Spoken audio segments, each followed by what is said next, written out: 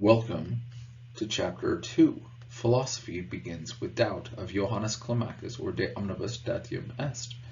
The continuation of this narrative, where young Johannes Climacus moves from the question of does modern philosophy begin with doubt, to the conclusion that he was kind of leaning towards at the very end, that phrase, modern, doesn't seem to add anything, or it's just a curiosity that it's even there. And that really leads us to the question of, does all philosophy necessarily begin with doubt? And that is the point of this chapter. Chapter 2, Philosophy Begins with Doubt. First of all, Johannes Climacus juxtaposed this thesis with thesis number 2, that in order to begin to philosophize, one must have doubted.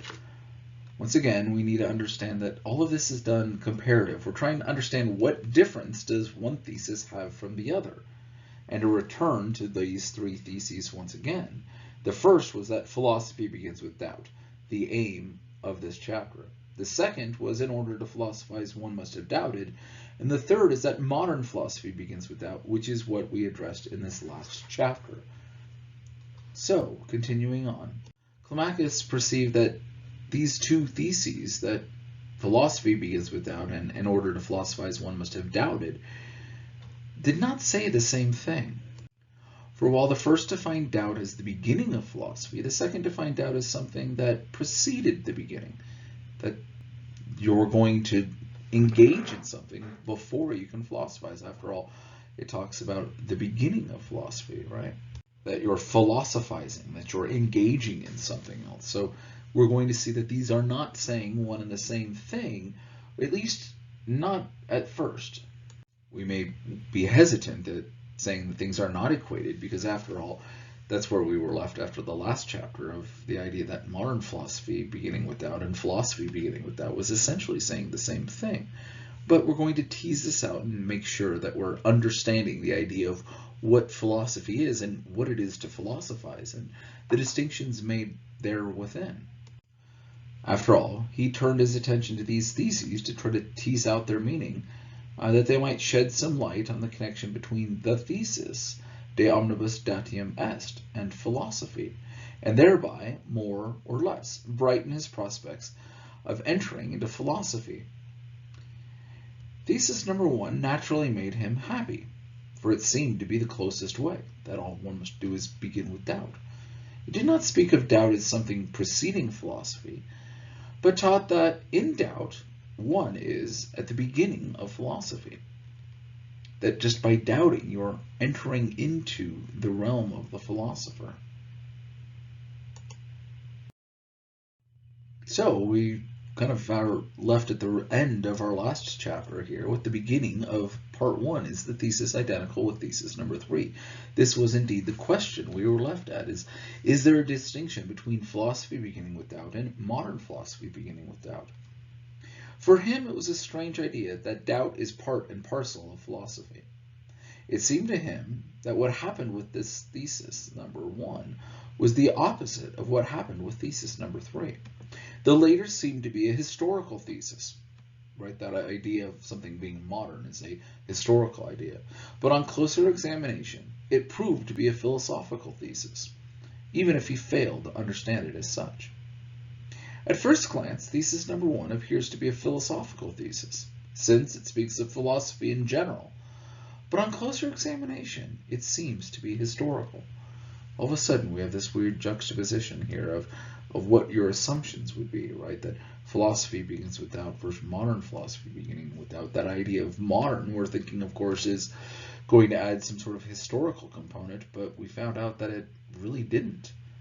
And so are we now going to find that philosophy begins with doubt is more historical than modern philosophy beginning with doubt?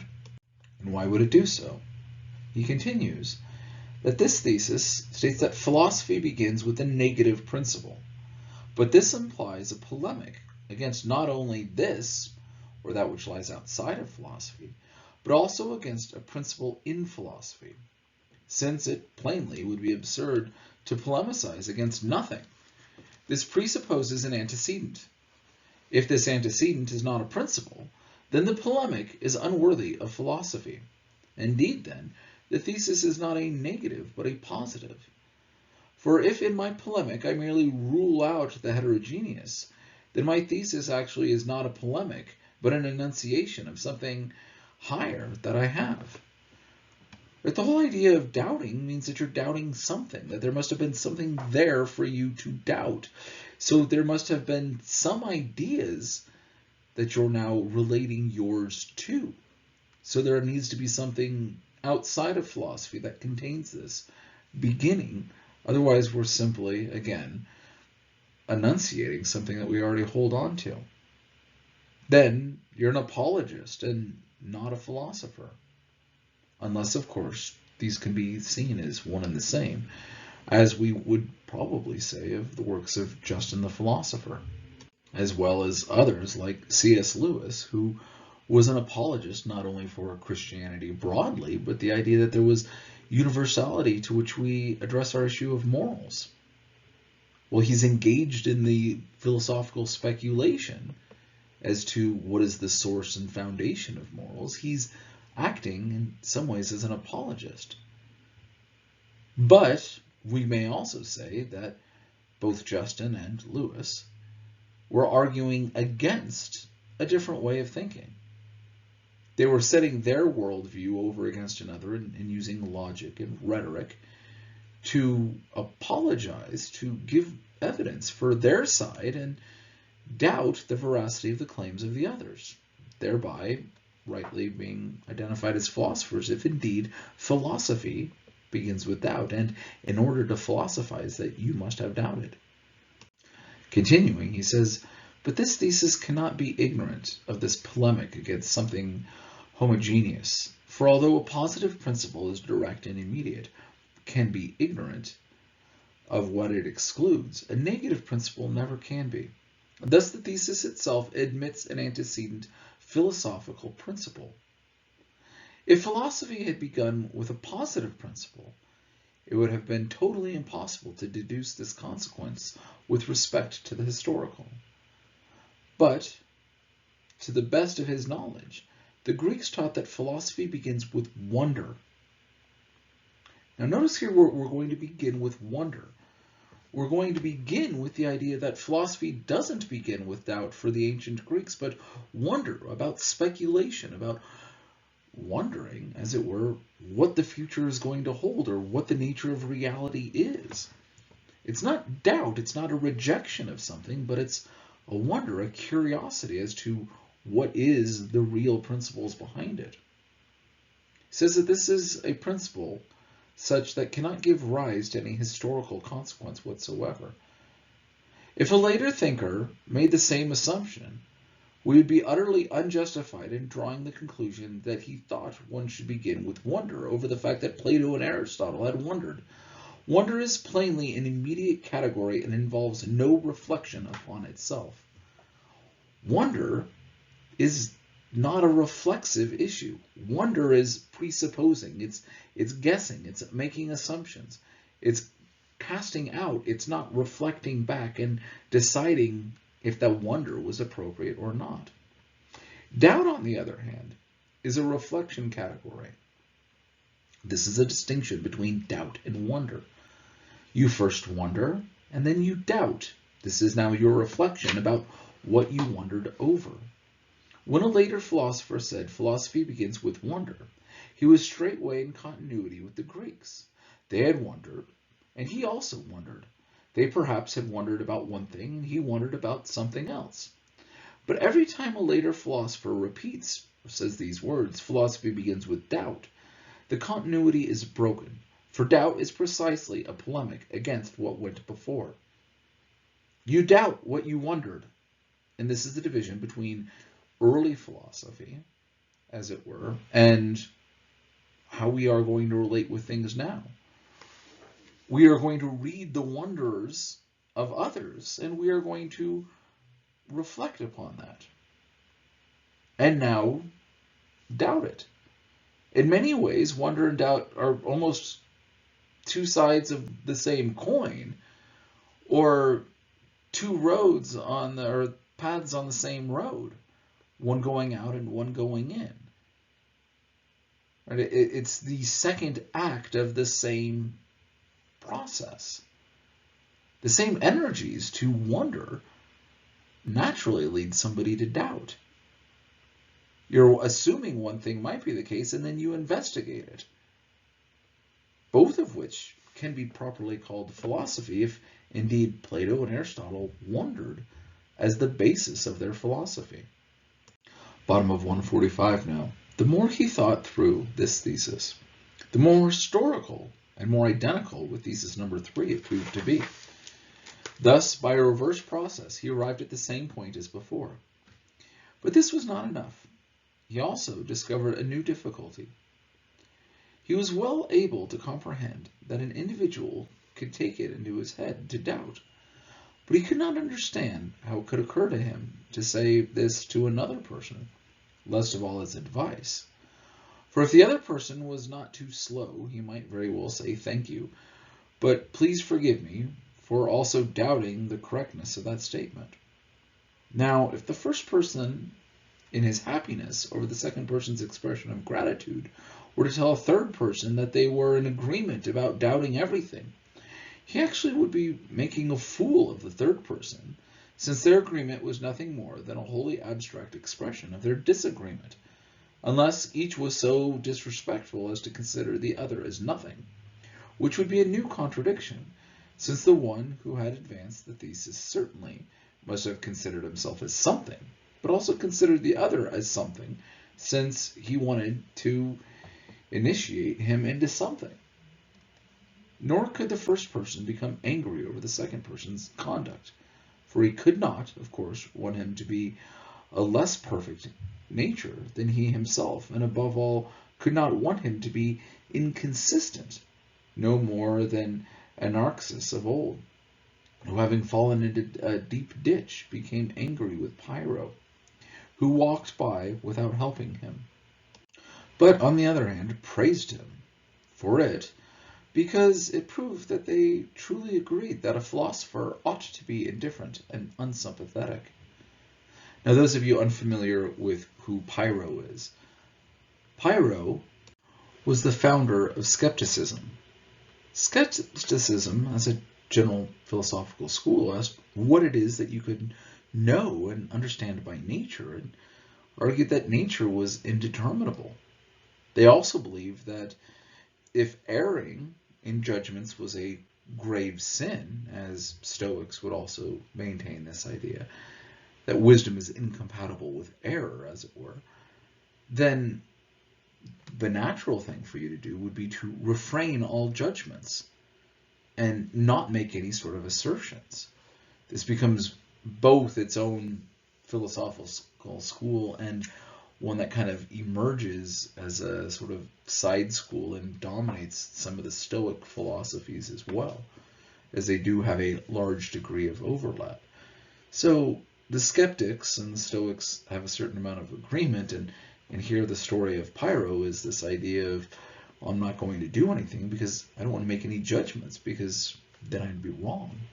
So I'm going to refrain from even helping you as the philosopher, because I can't assume that you need this assistance, even though you're in a ditch.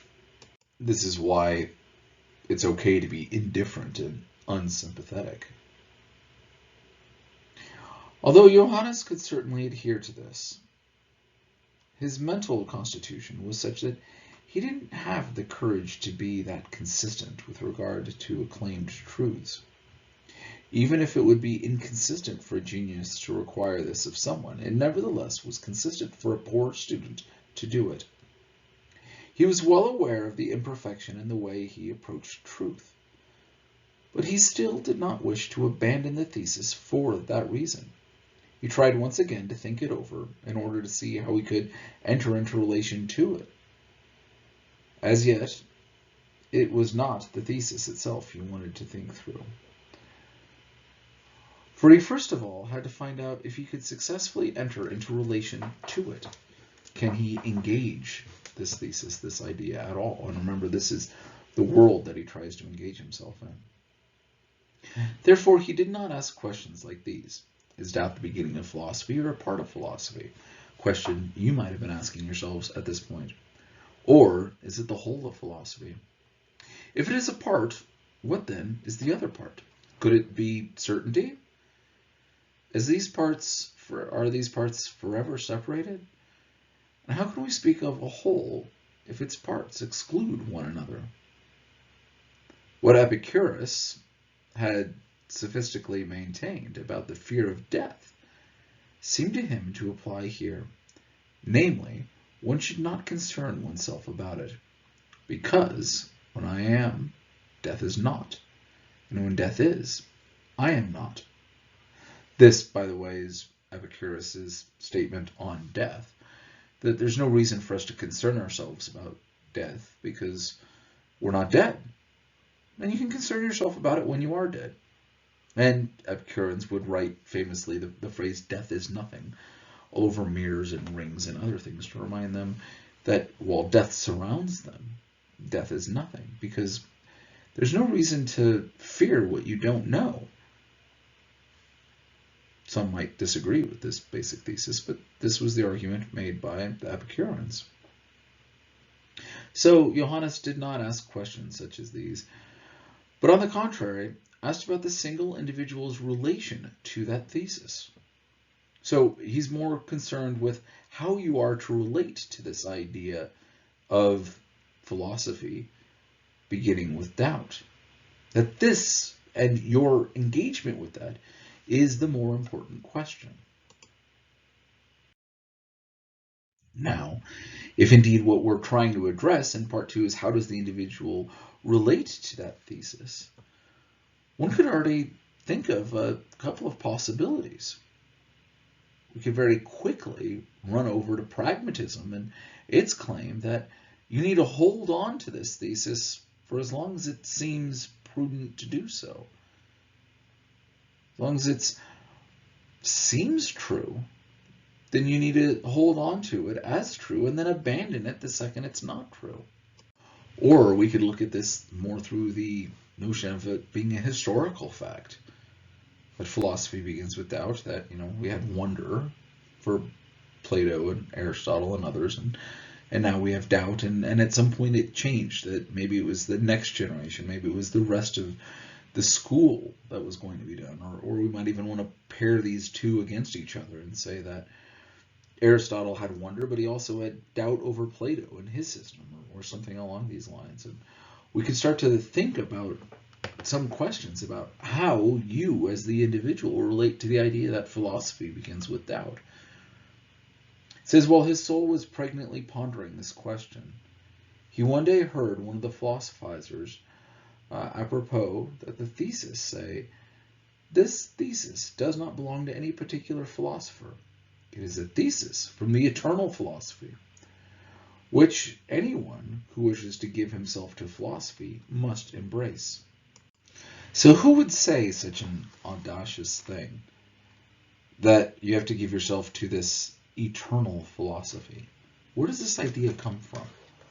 Well, if we go and look at his notes, thankfully the books include these, and we could jump in there. He says that Hegel might be the one to explain this. One single passage in the Phenomenology, he continues within this note, how shall I go about it, and yet is the condition for making the beginning.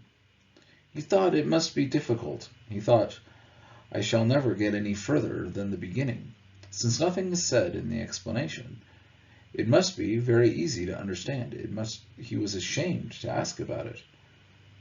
Others were of the opinion that Hegel had indeed done it. Now no one should begin the eternal philosophy. That it's this Hegelian Geist that's engaging, right? And Hegel says again that we need to just jump into these ideas.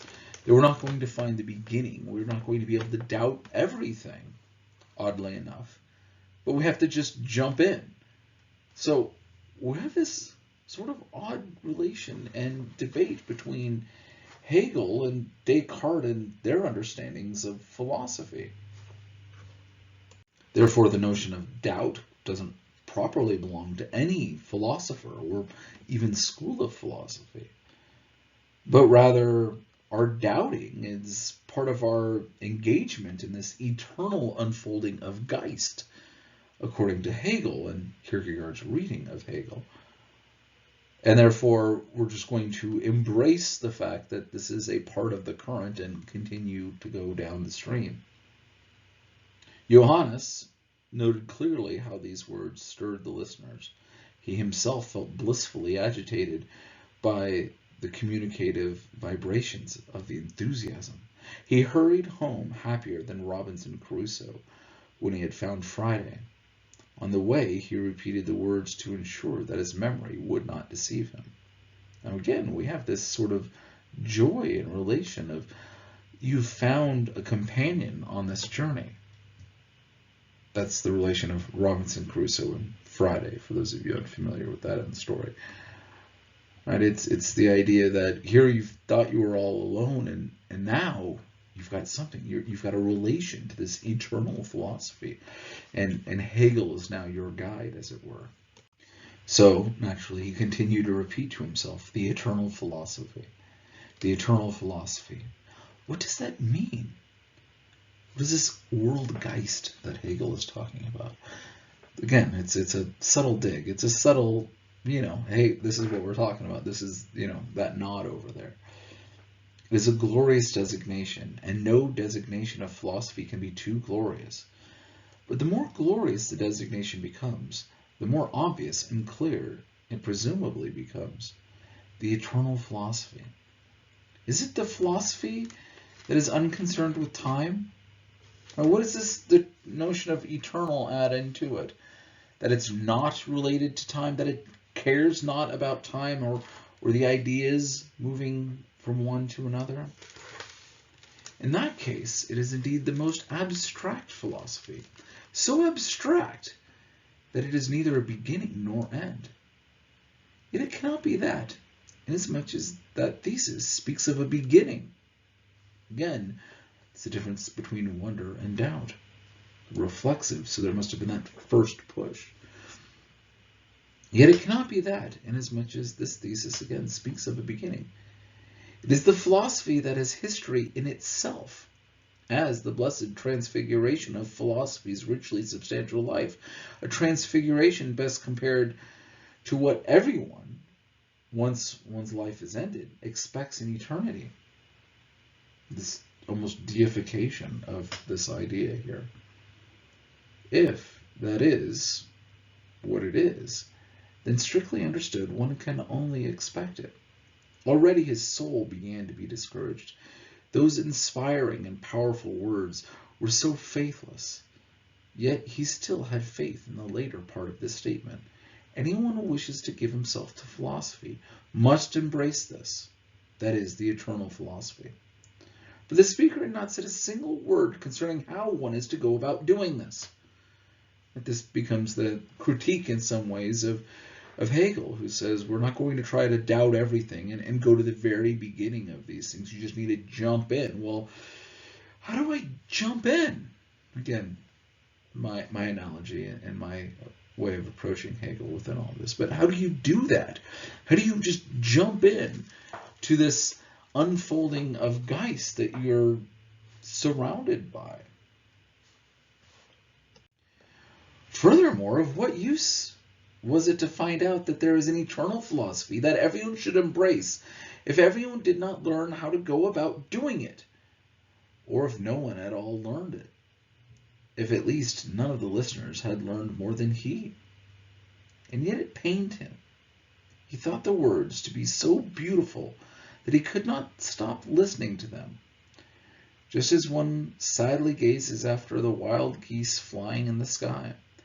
Anyone who wants to belong to that world must join them, and yet no one has ever been seen flying with them. Right? This idea of you're seeing birds fly off and you're like, oh, how wondrous that would be. And yet you're not flying in the sky. You're not going through there. It's all simply wonder at this point, right? It's not doubt. It's not reflexive. It's not this sort of engagement beyond simple daydreaming. And is this really all that this eternal philosophy idea is just daydreaming?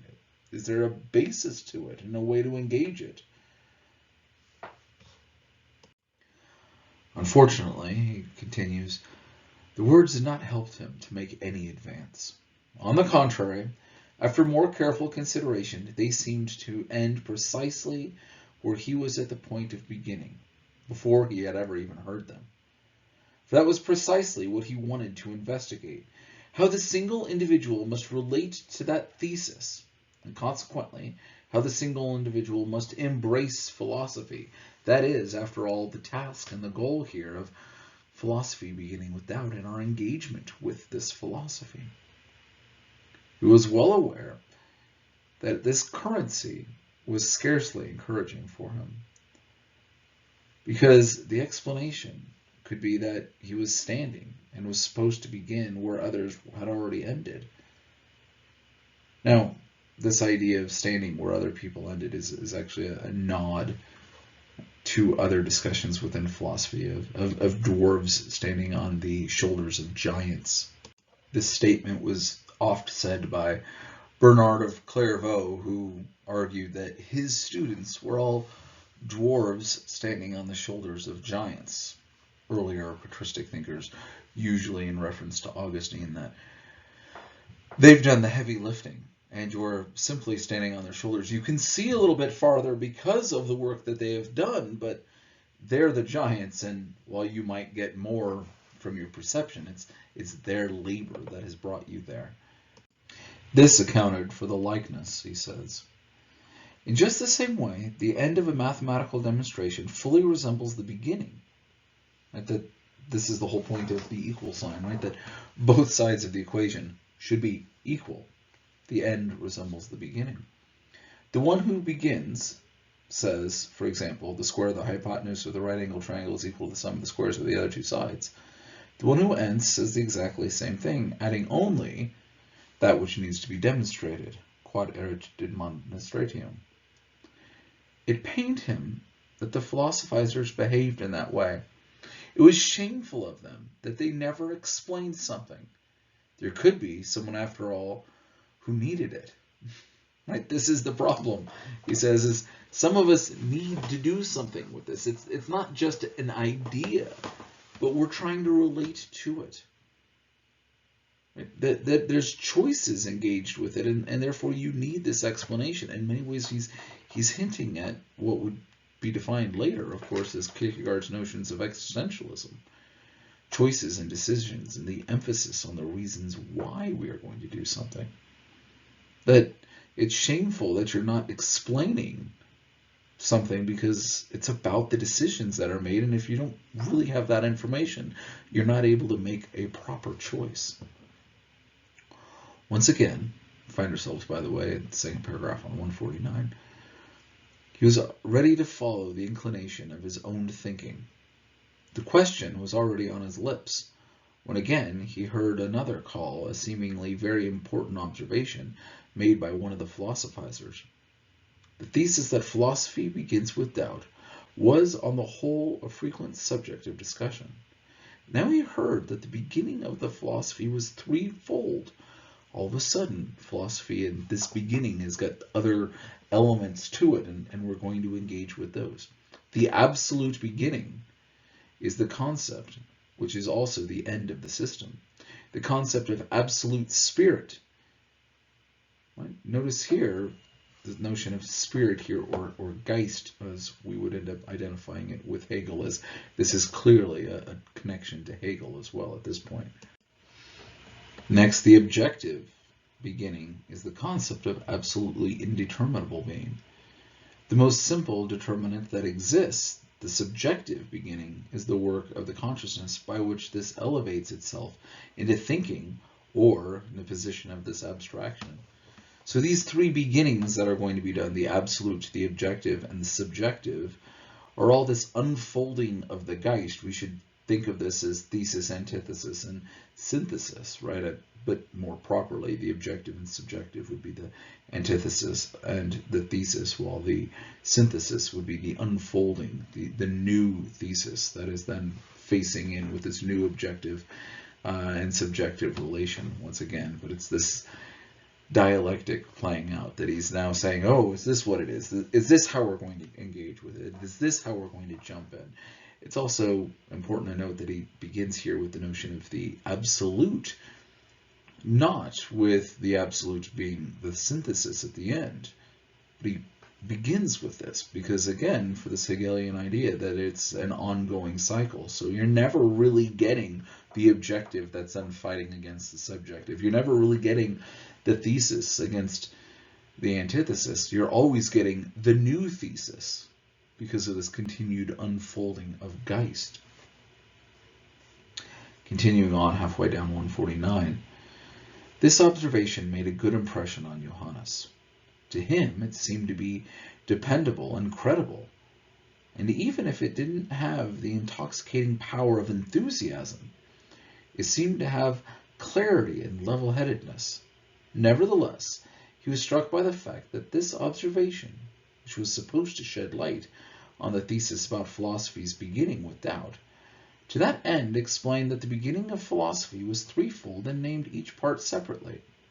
Yet none of these beginnings carried the designation, naming it as philosophy's beginning with doubt. Right? This is indeed the challenge that we're finding ourselves with. And again, this is actually intentional on Hegel's half, right? That there's not a beginning as it was, but it's an unfolding, an eternal unfolding. This eternal philosophy, again, now we're combining what one Hegelian is saying and what another Hegelian is saying in Kierkegaard's critique of these Hegelians and their system of understanding. If he were to interpret this to mean that philosophy had four beginnings and that the fourth was doubt, then he was in the awkward position of having to assume that the beginning hadn't explained everything, but not what he wanted explained. So if we're going to add in a fourth category within the thesis, antithesis, and synthesis, the doubt that's in there, then we're now stuck with four, and it, again, doesn't really answer the question of what does philosophy begin with if it's now a fourfold beginning instead of just a threefold or singular notion of beginning. He was well aware that if any of the beginnings mentioned was the one question, it had to be the third, because reflecting about philosophy's absolute and objective beginning had to be left to those who had already become philosophers. The idea of engaging with this and doubting is always going to start from you as the individual who's then relating to it.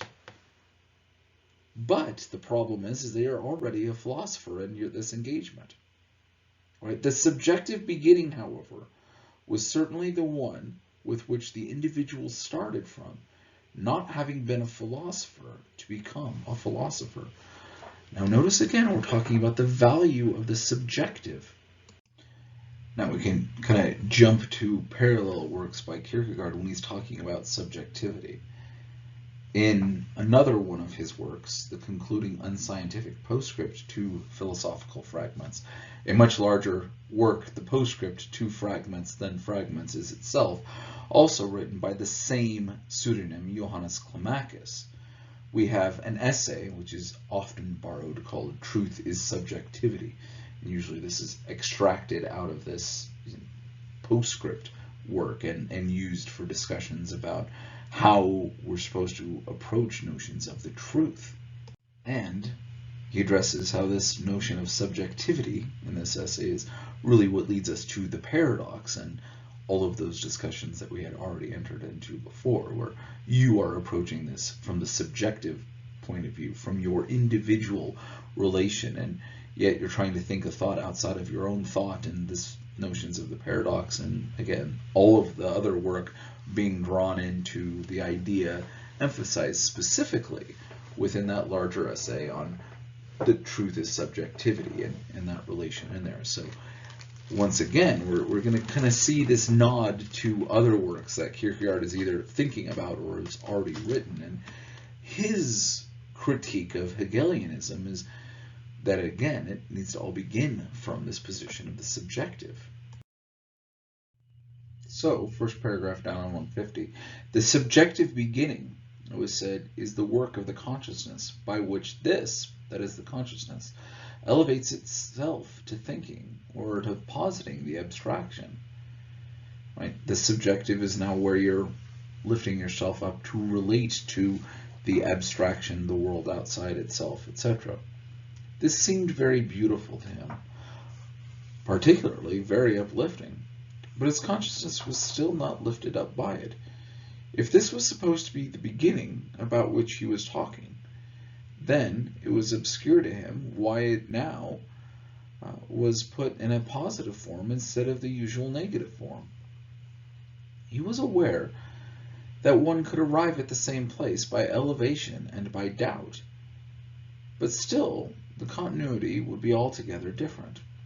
If, for example, a person elevated himself above sense perception in order to philosophize, and someone else, for the same reason, doubted sense perception, both perhaps would arrive at the same place, but the movements would be different, and the movement, of course, was what he was asking about in particular. Notice the nods here he's giving to Hume and Kant with their notions of sense perception and relating to them.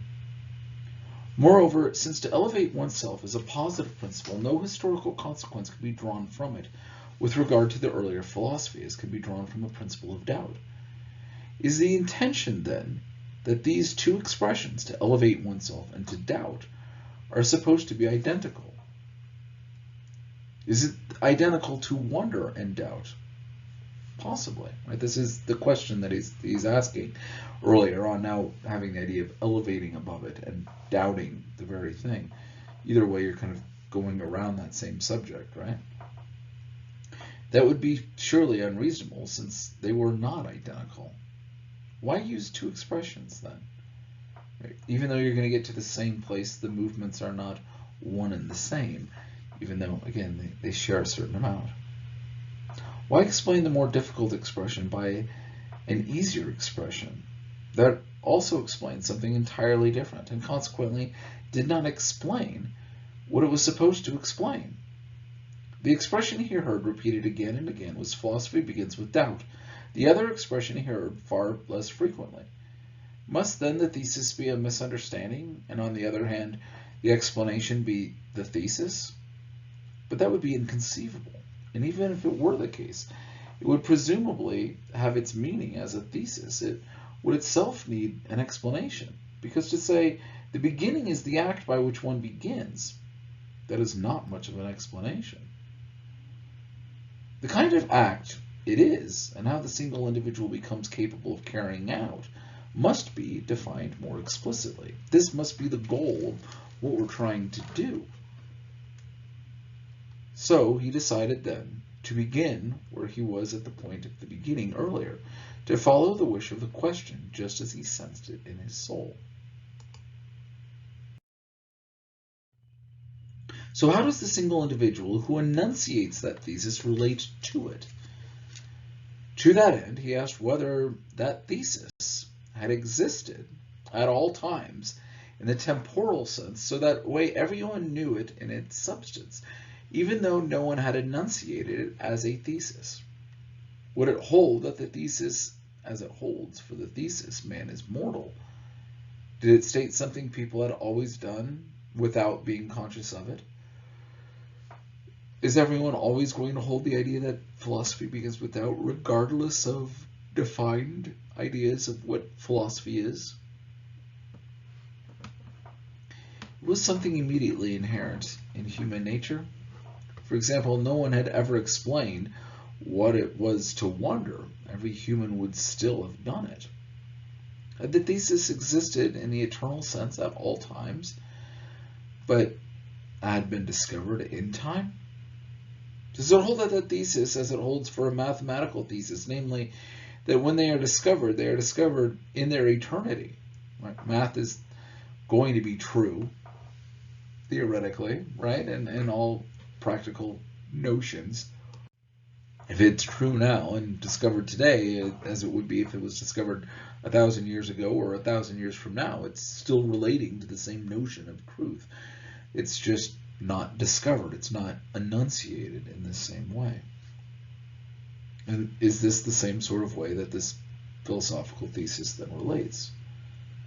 Would the personality of the one who discovered the thesis become a matter of indifference after the thesis was discovered? as in the case with mathematical and metaphysical theses? Would it be of importance to the thesis that the people knew the personality of the one who had enunciated it? Does it matter what credit somebody gets? I mean, we say the Pythagorean theorem, and we all kind of know, yeah, a guy by the name of Pythagoras said it, but if Pythagoras didn't do it, it doesn't change the weight of that mathematical truth. If it was Democritus instead of Pythagoras who actually discovered that a squared plus b squared equals c squared, it wouldn't change how we relate to it. It might change slightly how you relate to Pythagoras and maybe even what we call the Pythagorean theorem. But would it? I mean, change anything about the truth of the claim? But he points out another example, that we would still require acquaintance with the personality of the speaker with respect to a religious thesis, and also up to the point with respect to an ethical thesis. For anyone could state a religious or an ethical thesis, but it would not necessarily follow that in everyone's mouth it would become a religious or ethical thesis, unless it were assumed that it makes no difference whether it was Christ who declared that he was God's son or any human being whatsoever, or that it makes no difference whether it was this person who actually knew himself who said, "Know yourself," or any human being whatsoever. But the idea that an ethical thesis we're wanting to be proclaimed from somebody who's got ethical standing, and a religious thesis the same thing. And if somebody who's in an insane asylum because they murdered a bunch of people tells you not to murder, and not like, yeah, I made a giant mistake and I learned from my past and, don't make my same mistakes sort of thing, but like, yeah, and then they're killing somebody while they're saying it. You're like, okay, you're crazy. Like, your claims about what should be morality doesn't hold its weight. No, the claim might be true, but the person who says it does matter. Well, for math, it doesn't matter if it's a crazy person who's saying a mathematical truth. If we discover that it's true, it's still just as true. So continuing on, first paragraph down on 152, what kind of personality should the person be who's supposed to enunciate it? Would it have been a talented person? And would talent be sufficient to authorize that person who enunciates the thesis? To enunciate a mathematical thesis requires a mathematical talent. The person who could enunciate it would prove that he had the talent if, in the inanity he was to be imagined, that someone devoid of that talent could do it. The thesis would retain just as much of the truth of its mathematical truth, that is, the essential truth, just as in daily life a bond payable to the bearer is just as sound whether a rich or a poor man holds it, whether a thief or the legitimate owner possesses it. Right? That it doesn't matter how you got there, it's still true, it therefore holds this weight. Not so, as we've mentioned already, with these ethical and religious theses. So there's a difference for some theses, and where does philosophy fit in with that? And he continues on at the bottom of 152 saying that for ethical and religious truths that they need some sort of authority, not just talent, that you're going to have something you're going to demonstrate that indeed it's okay for you to be making this religious claim or moral claim that you ought to do this or that or the other. It's not just a talent of something that you learned and then you picked up a skill like mathematics. Continuing on then, paragraph down on 153. Now it was clear to him that if philosophy was not supposed to have four beginnings, and even in that case the conclusion would remain the same, that this thesis, philosophy begins with doubt, would have to belong to the subjective beginning, as was also clear from the fact that it would be shadowboxing to talk about an objective doubt, for objective doubt is not doubt but deliberation. Therefore, this thesis, no more than any philosophical thesis, could not make any claim to the mathematical necessity, or to the philosophical necessity either, as any thesis in the absolute or objective philosophy does. This thesis, then, had to be of such a nature that the person who was supposed to enunciate it had to discover it, had to have talent, and had to have authority. So we're now adding qualifications on who the person is who would have discovered this thesis needs to be, right? That they need to be the discoverer, that they need to have an element of talent and also authority, that it's like math and ethical claims. And it needs to be them relating to it through their abilities that they naturally possess.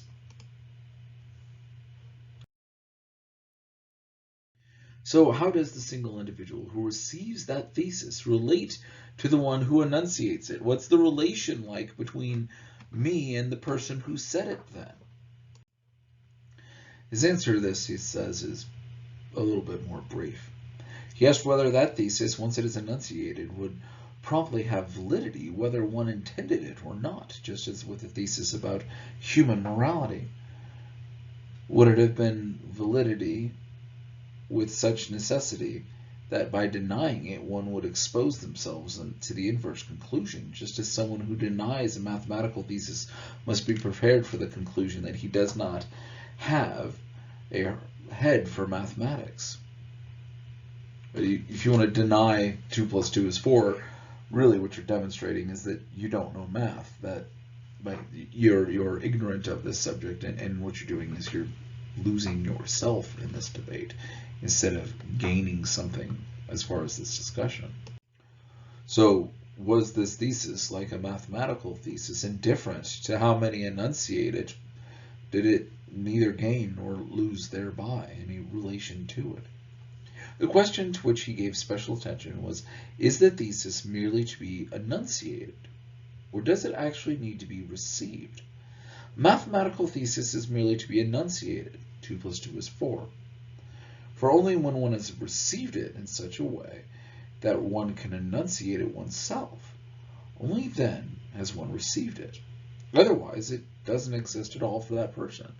If you can't repeat and comprehend, therefore, in the repeating that 2 + 2 is 4, then you haven't really received that mathematical truth. You don't really know it. This he explained by way of the abstract nature of mathematics, is that this thesis is not the same order because of its negativity. Does not the negative specifically lack continuity, without which no communication and no reception is conceivable? Would it not be an illusion to give negativity the appearance of having continuity? In the sphere of thought, is not the negative what evil is in the sphere of freedom, and thus like evil without continuity? Is the thesis then not to be received, but merely to be enunciated? Does everyone receive it in such a way that in the moment he enunciated, it is to him a matter of indifference from whom he had received it, or whether he had received it, since he would now have received it until he himself had enunciated it? Right? Does it take truth in you just saying it, and it doesn't matter who it came from, just like it doesn't matter who you learned that 2 + 2 was 4 from? The fact that you say it, it's just as true. You can't say it unless it is true. At least comprehending it while you're saying it, right? And this is what we're trying to ask and trying to figure out. About halfway down on 154. Perhaps a particular philosopher had doubted for all, just as Christ suffered for all. And is one now only supposed to believe it and not doubt for oneself?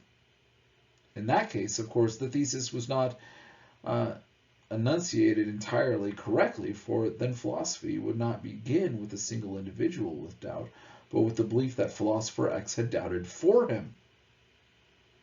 Should the thesis be appropriated by believing in such a way that the single individual does what it says?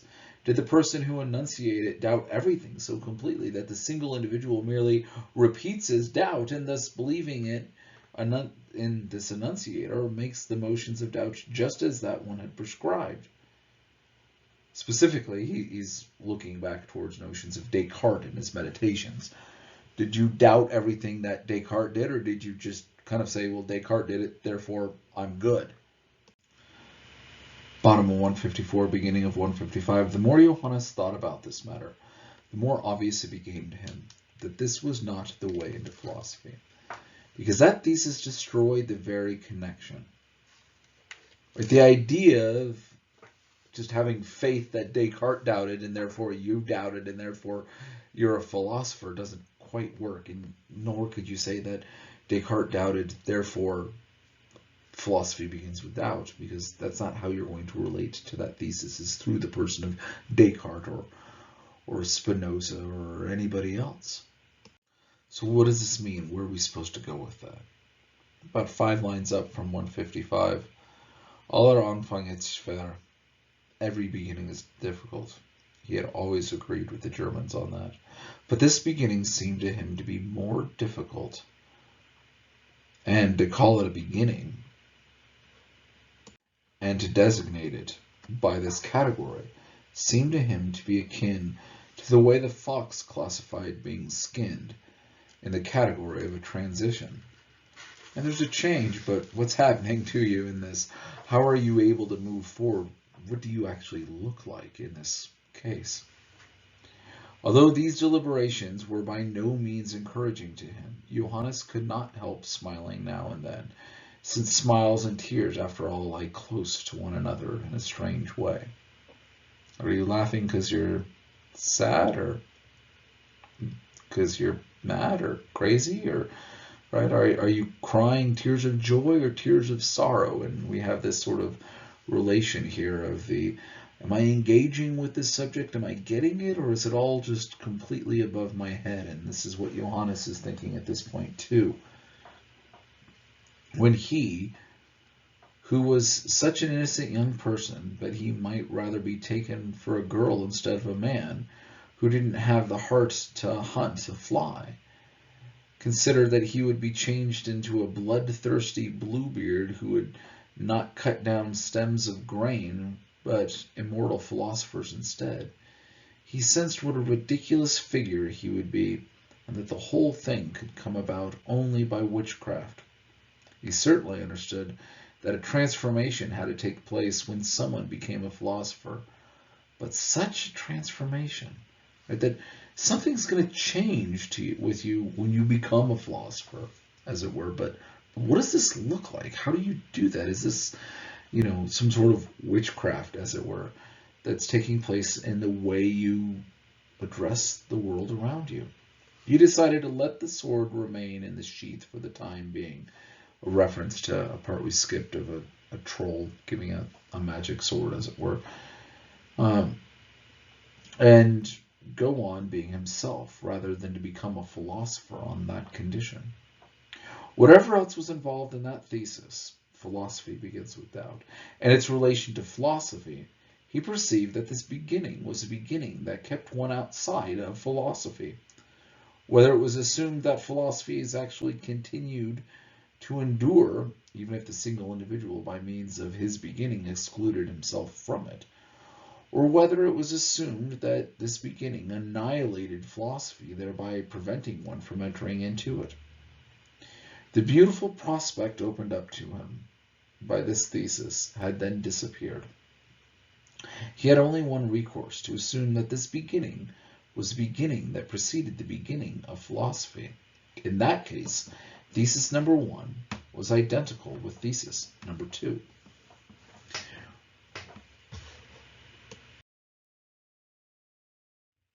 So after much work, what are we left with? The idea that thesis number 1 is identical with thesis number 2. That philosophy beginning with doubt has a beginning that begins before the beginning. So what does this really mean? That it has to begin with the subjective, it has to begin with you, not with Socrates, not with somebody else, but that philosophy really begins with your engagement with this subject.